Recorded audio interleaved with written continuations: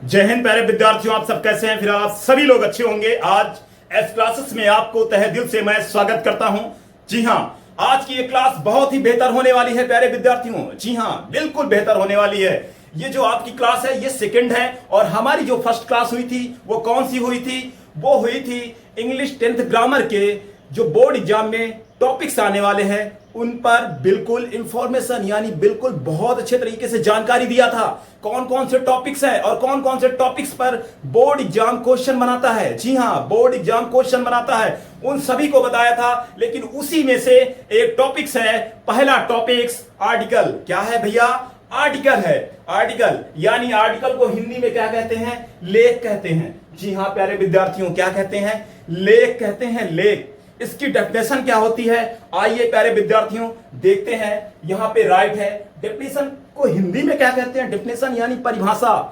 Definition word को क्या कहते हैं? परिभाषा कहते हैं। जी हां प्यारे विद्यार्थियों, इसकी डेफिनेशन होती है an article is a word placed before a noun to indicate whether it's specific or general. जी हां, जनरल, ये हुई आपकी डेफिनेशन इंग्लिश में। इसे हिंदी में क्या कहते हैं?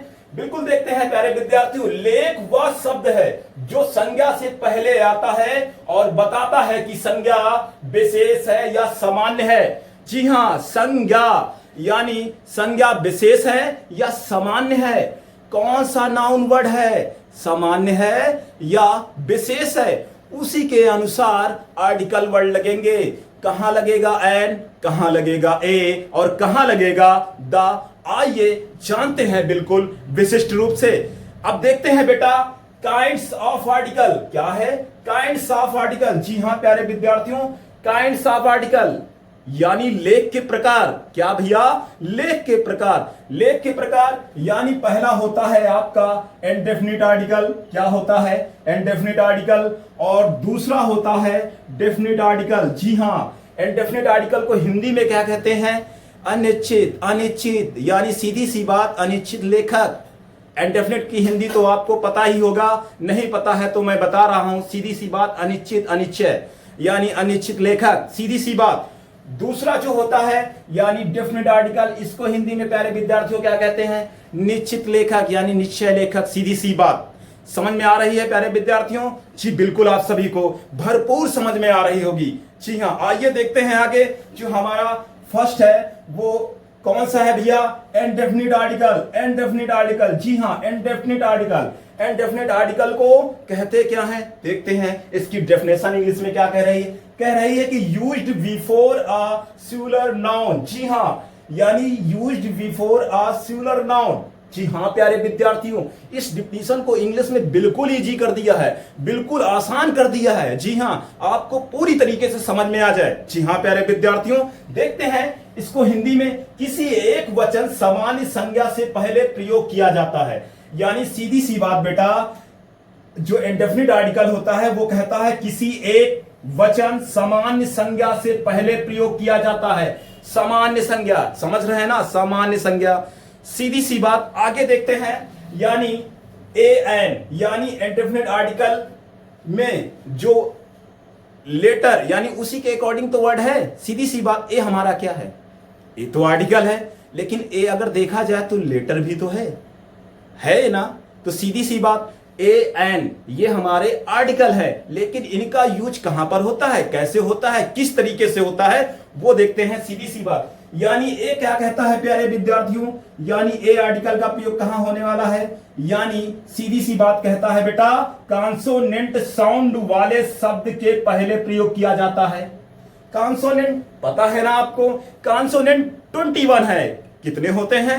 21 होते हैं। जी हां, समझ रहे हैं आप? और वॉवेल्स कितने होते हैं? 5। कितने होते हैं? 5 होते हैं। 5 होते हैं। कितने होते हैं?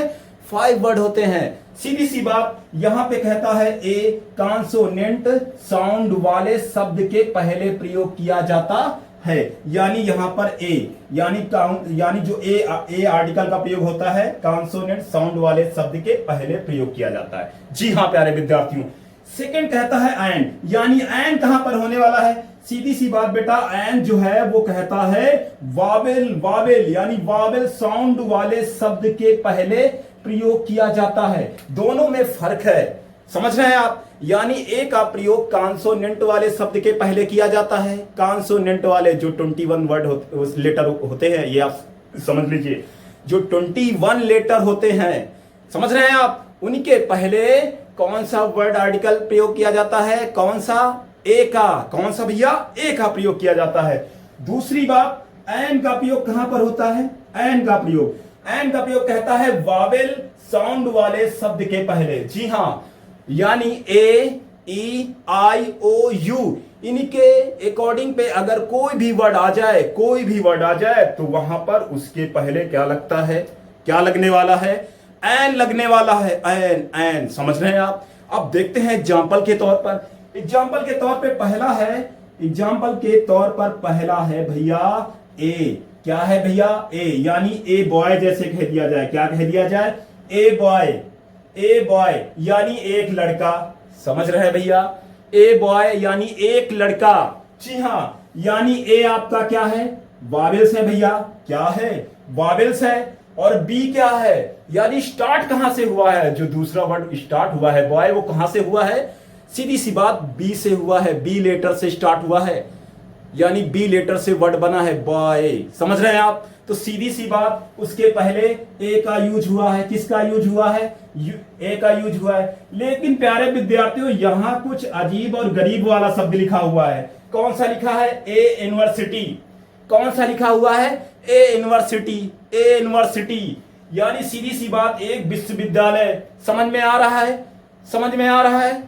कंफ्यूज हो रहे हैं ना? तो देखते हैं, इसे बिल्कुल सही करते हैं। अब देखो यहाँ पे ए यूनिवर्सिटी, यानी सीधी सी बात, यहां तो बेटा कह रहा है कि ए कॉन्सोनेंट साउंड वाले शब्द के पहले प्रयोग किया जाता है। लेकिन ए देखो, सीधी सी बात, यूनिवर्सिटी, यहां तो यू वावेल से स्टार्ट हुआ है। किससे स्टार्ट हो रहा है? वावेल से।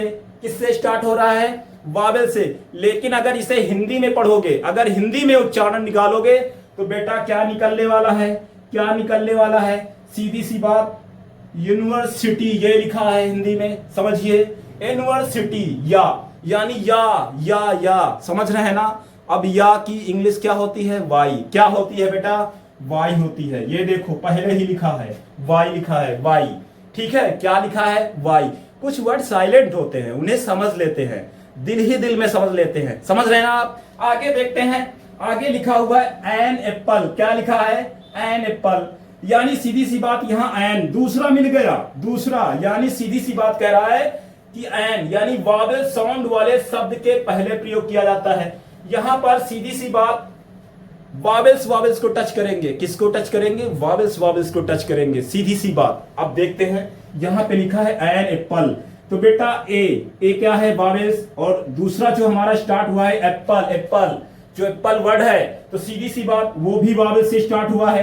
किससे स्टार्ट हुआ है? वावेल से स्टार्ट हुआ है। तो यहां सीधी सी बात, एन एप्पल, यानी बेटा कह रहा है कि एक सेब। क्या कह रहा है? एन एप्पल का मतलब एक सेब, यानी वावेल से स्टार्ट हुआ ये भी, और वावेल्स के पहले ही एन का प्रयोग हुआ है। समझ रहे हैं आप? दूसरा वर्ड क्या कह रहा है बेटा? एन, यानी एन इग।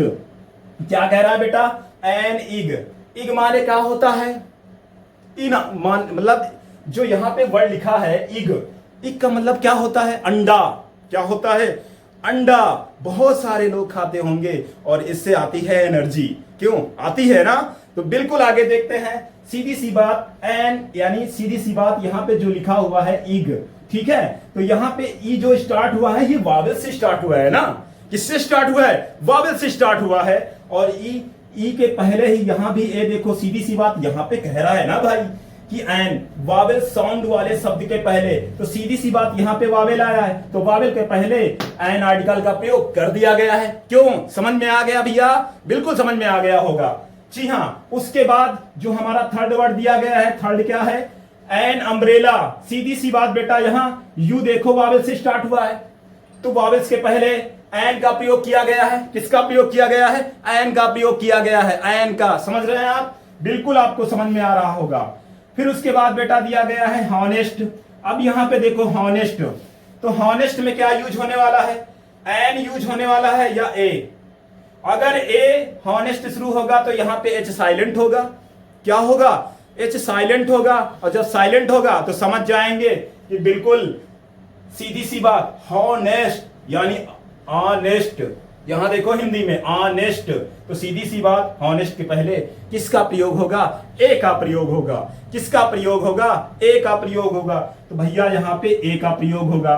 जी हां, समझ रहे हैं प्यारे विद्यार्थियों?